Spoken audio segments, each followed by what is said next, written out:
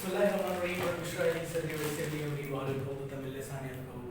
बच्चों, उम्मीद करता हूँ कि आप सारे खैरियत से होंगे। आज मैंने आपको फिजिक्स की कुछ बेसिक्स के बारे में पढ़ाना है और फिजिक्स की बेसिक्स को अंडरस्टैंड करवाना है। ठीक है, सो जरा सा देखते हैं कि बेसिकली होता क्या है। देखिए, आपके पास आपको पता है कि साइंस किसे कहते हैं।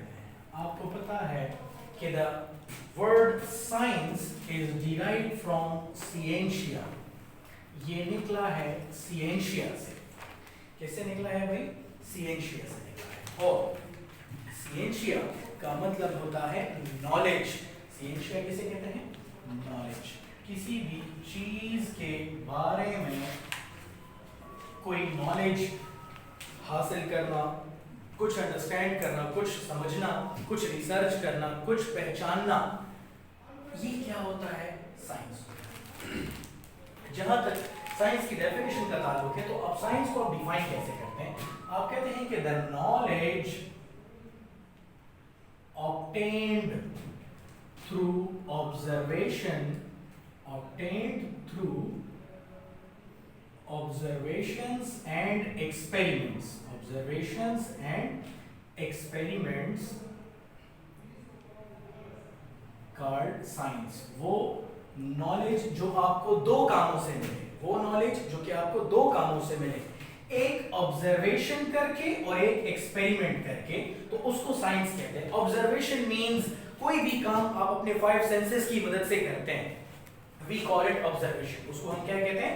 ऑब्जर्वेशन कहते हैं। अब फॉर एग्जांपल कोई चीज देखकर, सुनकर, समझकर, टच करके, फील करके, ठीक है, सुन के, देख के, ये सारे अपने 5 सेंसेस यूज करके जो भी काम आप करते हो, इसको ऑब्जर्वेशन कहते हैं। क्या कहते हैं? ऑब्जर्वेशन कहते हैं। और दूसरी चीज एक्सपेरिमेंट्स है। अब किसी भी काम को जब आप अपने हाथ से करते हैं, whatever things we perform by our own hand, कोई भी काम आप अपने हाथ से करो, गलत करें या सही करें, दैट कम्स अंडर एक्सपेरिमेंट। कोई भी काम जो आप अपने हाथ से करें, चाहे गलत हो या चाहे सही हो, कम्स अंडर एक्सपेरिमेंट। उसको हम कहते हैं एक्सपेरिमेंट। ठीक शो? हाँ, उस हाँ नॉलेज मुंतबा ऑब्जर्वेशन और बाय एक्सपेरिमेंट द वजह मिलावीगी देता हूं साइंस हुआ। ठीक शो? याद रखें कि science is a kind of a hypothetical knowledge. Science एक हाइपोथेटिकल नॉलेज है। Science is a hypothetical knowledge. ये एक हाइपोथेटिकल नॉलेज है। हाइपोथेटिकल नॉलेज दो वर्ड से मिलकर बना है। हाइपोथेटिकल नॉलेज का मतलब कि ये गलत भी हो सकता है, सही भी हो सकता है, बिकॉज ये डिपेंड करता है दो चीजों पे, ऑब्जर्वेशंस पे और एक्सपेरिमेंट्स पे। अगर आपकी ऑब्जर्वेशन ठीक है तो आपकी एक्सपेरिमेंट ठीक है, तो ऑटोमेटिकली आपका रिजल्ट भी ठीक आएगा। अगर आपकी ऑब्जर्वेशन या आपके एक्सपेरिमेंट में कोई गलती होगी तो डेफिनेटली आपकी जो रिजल्ट है उसमें भी गलती आ सकती है। ये जो हाइपोथेटिकल वर्ड है, दो वर्ड से निकला है। एक होता है हाइपो मींस इमेजिनरी, फर्जी, आरजी। थेटिकल वर्ड निकला है थीसिस से। थीसिस कहते हैं थ्योरी को। ठीक है, किसी भी क्वेश्चन को सॉल्व करने के लिए या प्रॉब्लम को सॉल्व करने के लिए जो नेसेसरी या पॉसिबल क्लू, पॉसिबल सॉल्यूशन आप बताते हो, वी कॉल इट हाइपोथेसिस। देखो, उस मिसाल के तौर सोसाइटी में कोरोना स्प्रेड हुआ है। आप बीइंग अ फिजिसिस्ट, आपसे पूछा जाता है कि सोसाइटी में कोरोना क्यों स्प्रेड हुआ, तो आपकी अपनी ऑब्जर्वेशन होगी, आपकी अपना एक्सपेरिमेंट होगा, उसके बाद आप कोई रिजल्ट बता सकते हो या किसी कंक्लूजन तक पहुंच सकते हैं। आप कहते हैं कि ड्यू टू हॉट वेदर, मिसाल के तौर पर आप कहते हैं कि due to hot weather corona is spread in the society. Society में कोरोना क्यों स्प्रेड हुआ? हॉट वेदर की वजह से। ठीक है, सो ये अब आपकी हाइपोथेसिस है। ये गलत भी हो सकता है, सही भी हो सकता है, डिपेंड करता है कि आपकी ऑब्जर्वेशन कैसी थी, एक्सपेरिमेंट कैसी थी। आपने जो हाइपोथेसिस दिया, उसको we will pass through a experiment. एक एक्सपेरिमेंट के जरिए हम पास करेंगे और फिर लास्ट में हमें पता लगेगा कि क्या आपकी बात ठीक थी या गलत थी। देखिए, अप टिल आपने सुना होगा 19th सेंचुरी तक, देखिए असल में till 19th century it was believed that science is a natural philosophy.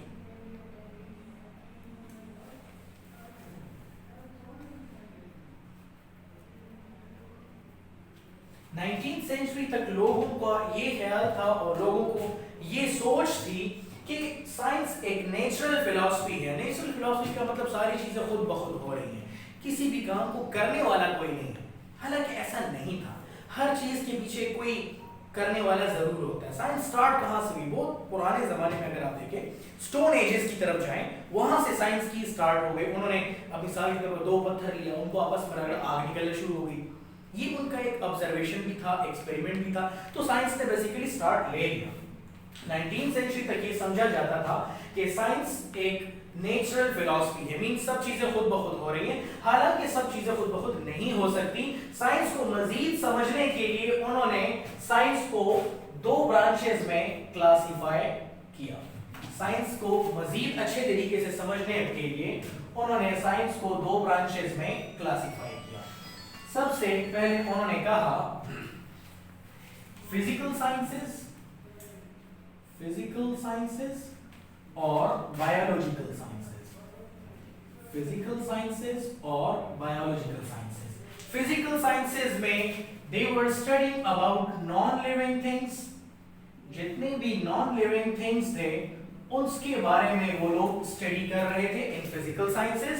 और बायोलॉजिकल साइंसेस में लिविंग थिंग्स के बारे में स्टडी कर रहे थे। जितने भी लिविंग थिंग्स थे उनके बारे में स्टडी कर रहे थे। अब फिजिकल साइंसेस में नॉन लिविंग थिंग्स आते हैं। नॉन लिविंग थिंग्स आपके पास earth, electron, air, atmosphere, sun, moon, planet, ये सारे non living things. Still it's a very broad class. तो इसको मजीद समझने के लिए उन्होंने क्या किया, फिजिकल साइंसेस को मजीद डिफरेंट ब्रांचेस के अंदर क्लासिफाई कर दिया। सब ब्रांचेस के अंदर उन्होंने इसको क्लासिफाई कर दिया। सबसे पहली ब्रांच का नाम था फिजिक्स, दूसरी ब्रांच थी केमिस्ट्री, तीसरी ब्रांच थी जियोलॉजी, ठीक है, फोर्थ ब्रांच थी एस्ट्रोलॉजी और फिफ्थ ब्रांच था मेट्रोलॉजी। फिजिकल साइंसेस को 5 मोर ब्रांचेस के अंदर क्लासिफाई कर दिया गया ताकि आसानी से समझा जा सके। इसी तरह बायोलॉजिकल साइंसेस को मजीद समझने के लिए सब ब्रांचेस के अंदर क्लासिफाई किया गया, क्योंकि लिविंग थिंग भी still it's a broad class. Animals भी आते हैं, प्लांट्स भी आते हैं, ठीक है, माइक्रो ऑर्गेनिजम्स भी आते हैं। तो इसको मजीद ब्रांचेस में क्लासिफाई किया गया। एक को कहा गया बॉटनी, ठीक है, दूसरे को कहा गया ज़ूलॉजी और तीसरे को कहा गया माइक्रोबायोलॉजी, ठीक है। अब हम जरा देखते हैं वन बाय वन।